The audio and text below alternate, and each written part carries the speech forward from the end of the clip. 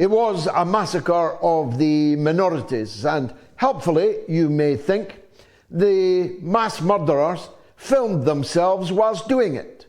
During Ramadan, with grins all over their faces, they hunted down and gunned down men and women, young and old.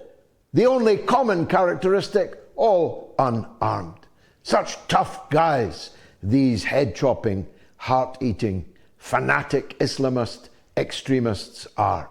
They're very good at cutting the heads of people whose hands are tied behind their back and who cannot fight them back. They're very good at murdering women, although they like to keep their women locked away, and they like to keep the women they stole from other people locked away.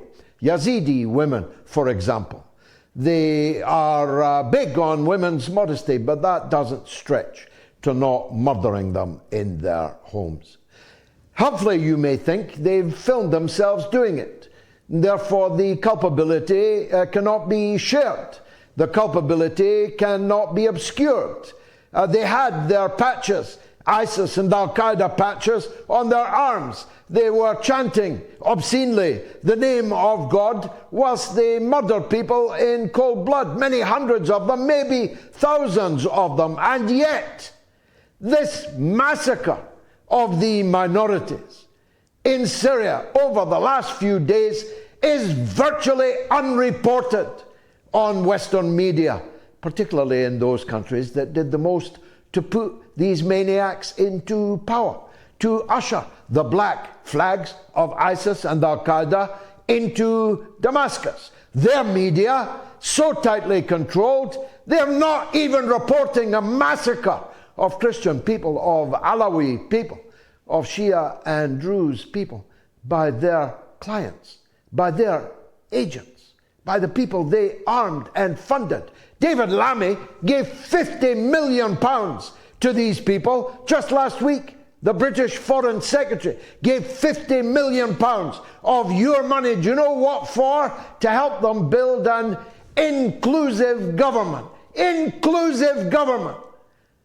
Well, that inclusive government's gunmen just massacred the people that London presumably was referring to as those that needed to be included.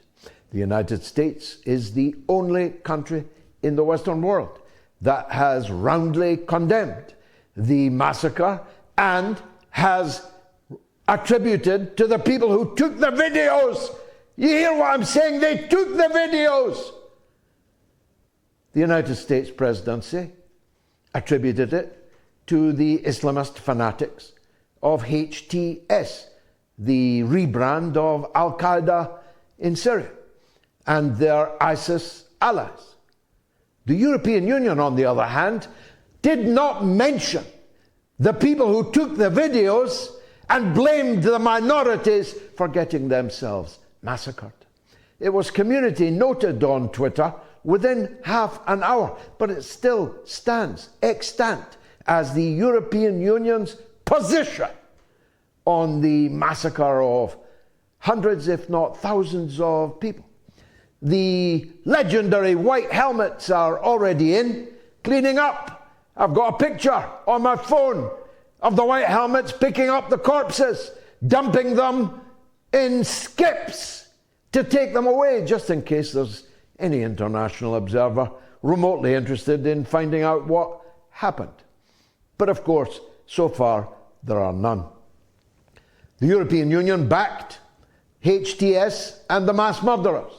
The United States condemned the mass murderers. The British government, on the other hand, has said nothing at all. Least of all, asking for its £50 million back, now that we know that the idea of an inclusive government in Syria has just been drowned in blood.